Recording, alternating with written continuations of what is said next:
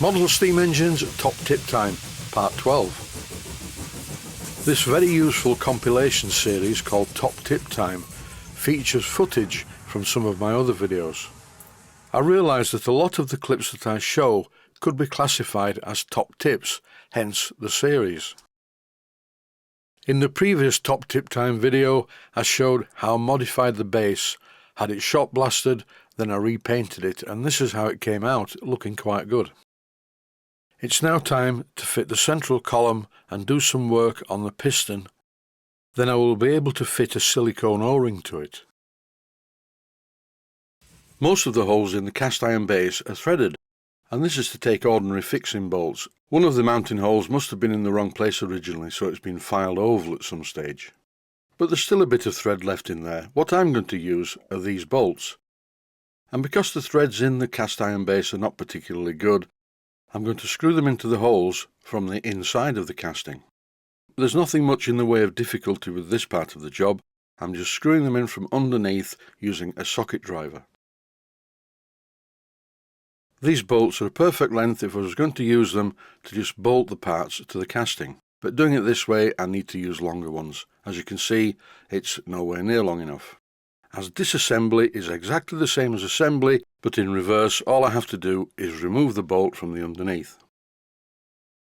So why am I doing it this way? Well, the answer is quite simple. Originally this engine was held together with lots of random nuts and bolts as well as pieces of studding. And as I showed in a previous episode, a standard 2BA bolt head is too big for some of the fittings. This engine is not the best made engine I've ever seen, but it will be okay by the time I've refinished it. All I need to do for now is just find some longer 2BA bolts, and I found some in my drawer of 2BA bolts. And yes, I know all the different lengths and types should be in a separate drawer, but I prefer to do it this way. It's a bit like the old days when I was a kid, rummaging through a junk drawer to find parts. In the house where I was raised, there was a large drawer in the kitchen, and this drawer was full of wonderful things, and lots of them. Things like nuts and bolts, screws, washers, picture hooks, curtain hooks, you name it, and it was in this drawer, and I could always find what I required, most of the time anyway. A drawer like that would have to be really big these days for the amount of parts that I need. But when I was a child, I used to make rubber-powered model aircraft and things like that. Later on I moved on to control line, followed by radio control when I reached adulthood. Although thinking about that last statement, did I really ever reach adulthood? Possibly not. Here I am at almost 67 years of age, still playing with toys and enjoying every minute of it. In my pot of assorted 2BA fixings, nuts, bolts, washers, etc., I found some longer bolts, or machine screws if you wish to call them machine screws, and they're just the right length.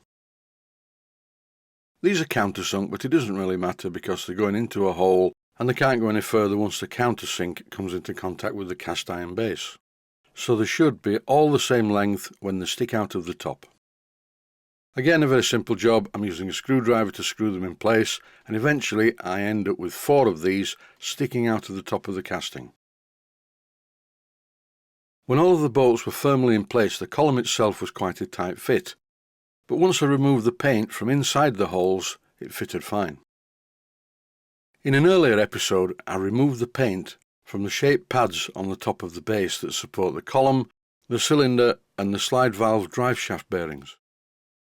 But on this engine, I think I'm going to leave the paint in place. It will stop the pad from rusting. And as this is spray paint, it's very even and a lot flatter, so I won't have a problem with it. Time to move over to the cylinder. The original piston is a bit of a rattle fit in the bore, but as I'm going to fit a silicone O-ring into this groove, it's not going to be a problem, because with silicone O-rings, the piston does not need to touch the walls of the cylinder. If, however, you're using soft packings, such as graphited yarn, then the piston definitely needs to be a good fit in the cylinder. It's time now to rummage through my box of silicone O-rings, or steam grade silicone O-rings as it says on the lid.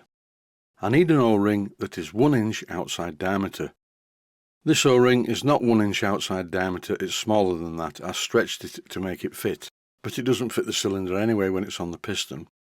This piston ring is definitely a 1 inch OD piston ring, and the diameter of the actual O-ring itself is much thicker than the one I just fitted into the existing groove.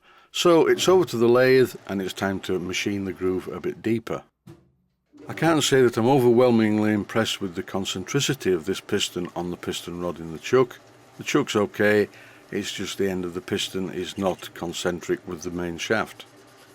To the purist this will be a problem. To me it's not a problem, because the piston does not touch the sides of the cylinder anyway, and it's only going to be used for holding the O-ring.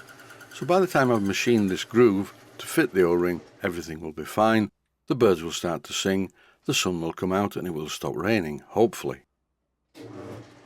There are 3 ways to do this job. 1, make a complete new piston, and maybe a piston rod assembly.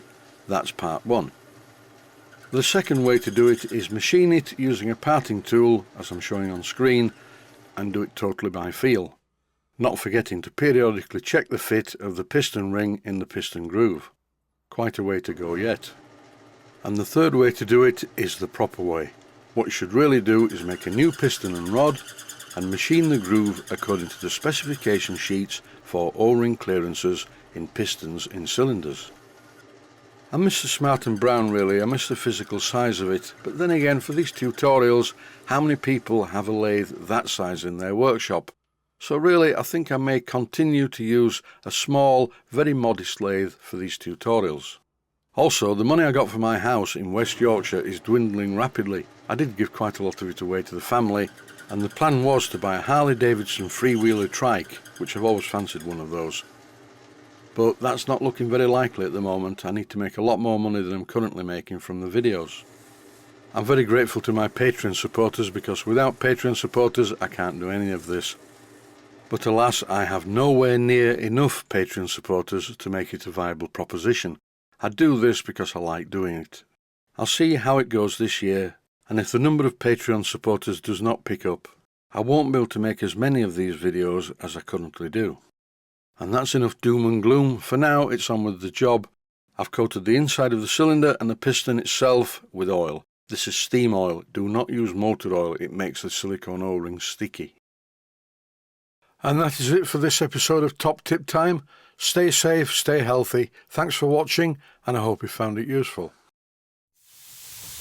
Please take the time to visit my Mainsteam Models website and click on the section of the website that says Video Playlists. And by doing that, you can find other videos that you may like to watch. And by using the playlists, you can actually watch the videos back to back.